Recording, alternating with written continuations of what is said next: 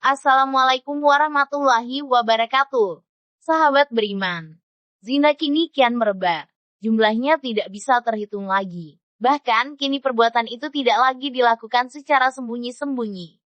Secara terang-terangan pun para pelaku zina berani. Mengingat di beberapa negara tertentu, perbuatan ini tidaklah menerima hukuman yang begitu berat. Sehingga tak bisa dipungkiri lagi. Perbuatan ini akan terus-menerus menyebar luas.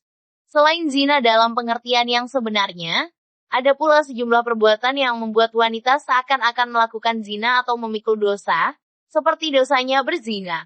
Apalagi di zaman yang penuh dengan fitnah ini, maka perbuatan tersebut semakin terbuka. Dan celakanya, banyak yang tidak sadar melakukannya. Beberapa perbuatan yang masuk kategori zina antara lain sebagai berikut. Seperti yang telah kami lansir dalam Islam Minute, kanal YouTube Islam Populer.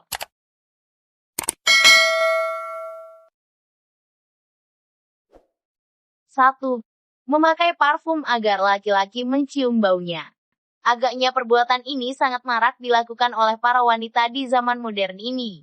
Mereka memakai parfum saat keluar rumah sehingga baunya tercium oleh kaum laki-laki yang bukan mahramnya. Mereka terkadang tidak menyadari, atau malah memang disengaja dari bau yang menarik tersebut. Akhirnya laki-laki bisa tertarik dan syahwatnya bisa tergoda. Namun ironisnya parfum itu justru hanya dipakai saat keluar rumah, sehingga laki-laki lain menikmati wanginya. Sementara ketika berduaan dengan suaminya, justru tidak memakai wangi-wangian tersebut. Rasulullah menyebut wanita yang memakai parfum saat keluar rumah, sehingga laki-laki lain mencium baunya, dengan sebutan wanita bezina, seperti dalam sabdanya. Wanita mana saja yang memakai parfum, kemudian lewat pada suatu kaum supaya mereka mencium bau parfum itu, maka perempuan itu telah berzina. Hadis riwayat An-Nasai. Dalam hadis yang lain, Rasulullah juga bersabda, wanita mana saja yang memakai parfum, lalu melewati suatu kaum supaya mereka mencium bau parfum itu, maka perempuan itu telah berzina. Hadis riwayat Ahmad. 2. Melakukan riba dan memakan harta riba. Di zaman sekarang praktik riba marak terjadi, bahkan bukan hanya dilakukan individu, melainkan dibungkus dengan menggunakan lembaga keuangan, seperti bank, koperasi, dan sebagainya. Banyak orang merasa tak berdosa bergelimang dengan riba, karena alasannya menolong orang yang kesusahan. Bukan hanya kaum laki-laki, kaum wanita juga tidak sedikit yang terlibat dalam praktik riba, entah sebagai pelaku, pencatat, marketing, maupun pengguna riba. Padahal, riba merupakan dosa besar yang dosanya lebih berat daripada dosa zina. 1 dirham yang dimakan dari hasil riba lebih besar daripada zina 36 kali. Sedangkan dosa riba yang paling kecil jika dilakukan laki-laki, seperti berzina dengan ibu kandungnya sendiri. Sebaliknya, dapat dikiaskan jika riba itu dilakukan oleh wanita, dosanya seperti berzina dengan ayah kandungnya sendiri. Hal ini dipertegas dengan hadis Rasulullah. 1 dirham yang dimakan oleh seseorang dari transaksi riba sedangkan dia mengetahui lebih besar dosanya daripada melakukan perbuatan zina sebanyak 36 kali. Hadis riwayat Ahmad dan Al-Baihaqi.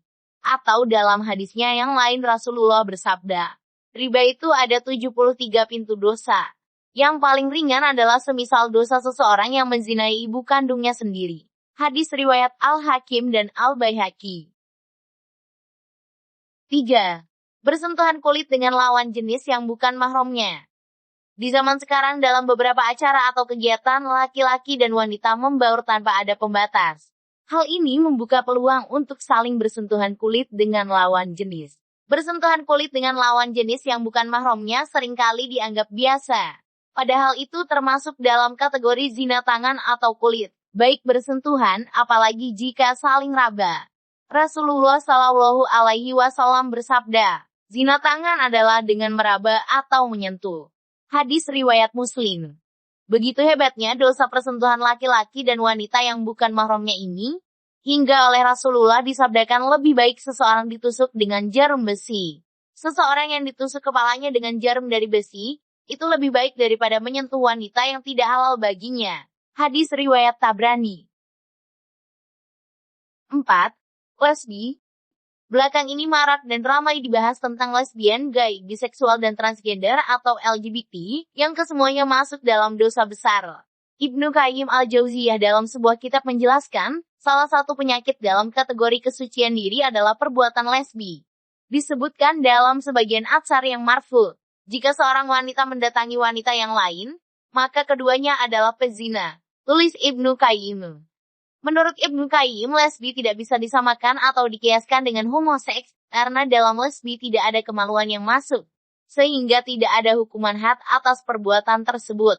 Meskipun demikian, ia termasuk dalam kategori zina secara umum, sebagaimana zina mata, zina tangan, zina kaki, dan zina mulut. 5. Zina mata dan anggota tubuh lainnya. Mungkin perbuatan ini lebih ringan daripada perbuatan-perbuatan pada poin sebelumnya. Namun ia juga disebut sebagai bagian dari zina. Zina mata misalnya memandang lawan jenis dengan pandangan syahwat, berlama-lama menikmati melihat wajah dan tubuh lawan jenis, apalagi jika sampai melotot dan kemudian terbayang-bayang ketika sudah berpisah. Zina telinga misalnya mendengar perkataan-perkataan yang membangkitkan syahwat. Zina lisan misalnya mengucapkan kata-kata yang tak senonoh dan memancing syahwat. Melembut-lembutkan suara di depan lawan jenis sehingga memancing ketertarikan.